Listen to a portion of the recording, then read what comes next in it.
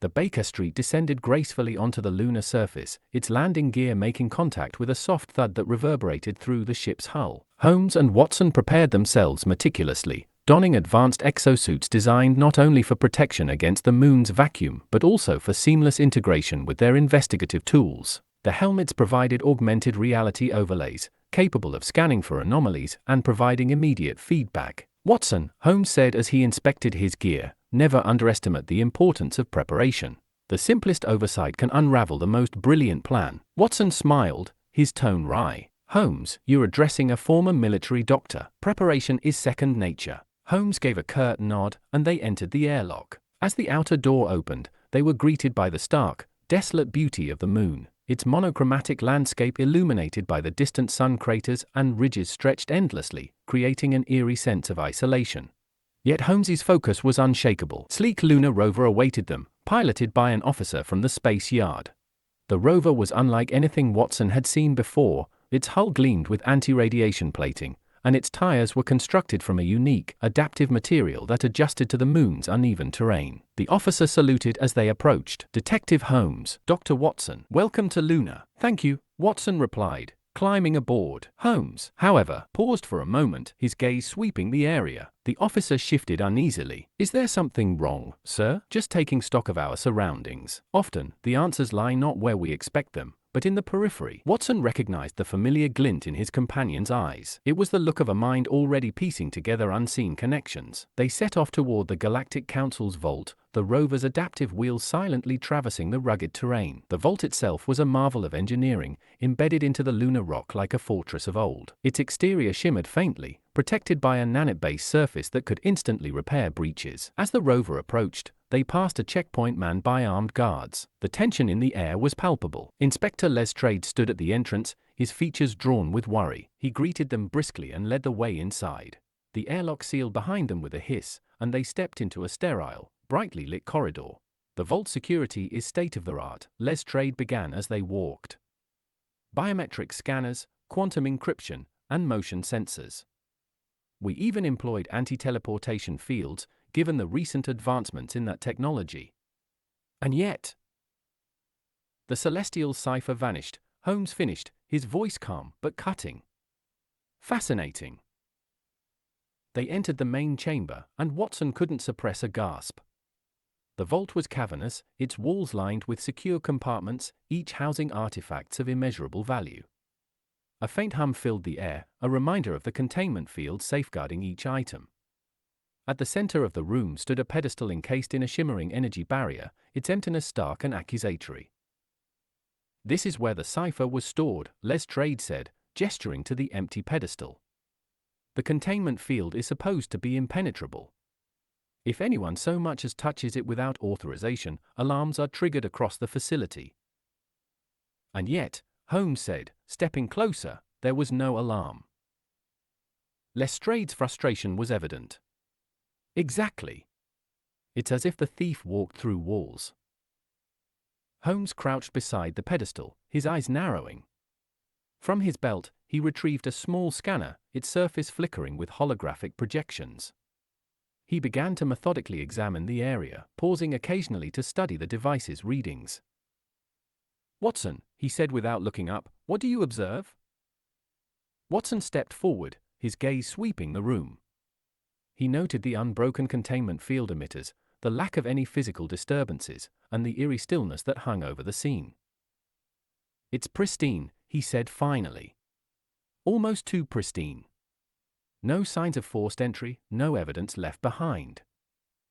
Holmes smiled faintly. "Precisely. The absence of evidence is itself a clue. It suggests a methodology so advanced, or so unconventional, that it leaves no trace.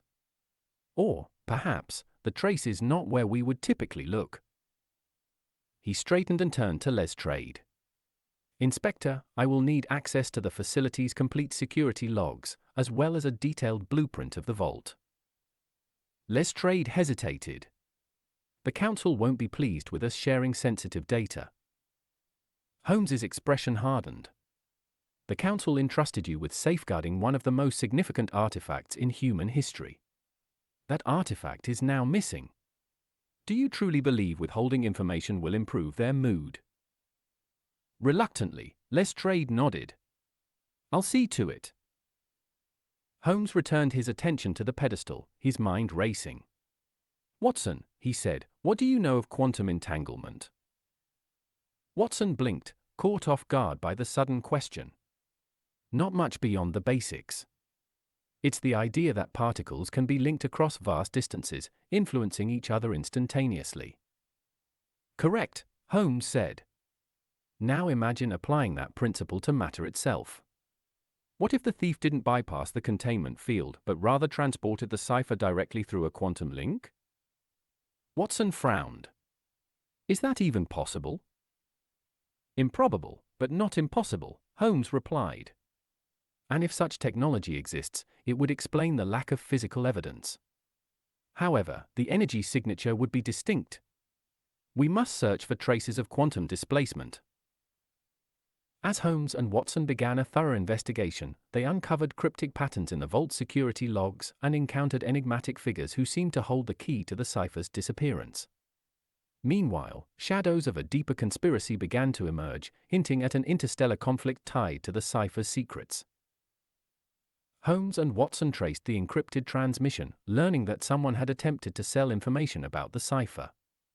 The transmission had been routed through an anonymous account with connections to multiple off-the-books dealings across the galaxy. Someone was trying to sell the cipher's secrets to the highest bidder, but the cipher was merely a means to an end. It was the hidden treasure beyond the cipher that was the true prize. Lestrade, though still grappling with the enormity of the conspiracy, followed Holmes's lead, working to track down any leads on the mysterious broker. They discovered that the broker had long been a figure in the galaxy's shadows, manipulating events to their own advantage. While the cipher was important, it was merely one piece of a much larger puzzle. The broker's motives were unclear, but one thing was certain: the cipher held the coordinates to a lost planet, a planet that could reshape the balance of power in the galaxy. Lestrade, once confident that they were simply dealing with a stolen artifact, now realized the depth of the situation. So, we're not just chasing down a thief, he said quietly, as they analyzed the data. We're chasing down a conspiracy that could change everything. Holmes nodded grimly. Exactly, Lestrade. Whoever controls the cipher controls the key to a new frontier, one that could tip the scales in favor of whoever gets there first. As they pursued leads, moving deeper into the galaxy's underbelly, Holmes and Watson navigated through dangerous territories, encountering smugglers, hackers, and criminals who were more than willing to help them for the right price. Each new clue pushed them closer to the broker, but also closer to danger. They uncovered whispers of a powerful faction behind the broker, one that had been orchestrating events far beyond anyone's understanding. The broker's network was vast, its reach seemingly limitless. But Holmes remained resolute. The truth was out there, and he would find it. But the deeper they went, the more they realized that they were no longer just chasing down a thief. They were chasing a secret that could change the very fabric of the galaxy. The cipher was no longer just a map, it was a weapon. A weapon of unimaginable power, one that could alter the course of history. Holmes and Watson had always believed that no case was too big, but now they were dealing with forces so vast, they could barely comprehend them. The cipher, the broker, and the galaxy's fate were intertwined in a web that no one could escape from. Holmes understood that he was about to confront an enemy far more dangerous than any he had ever faced. But he was ready. He always was. In the end, it was not just a mystery to solve. It was a war, and the stakes were higher than they had ever been before.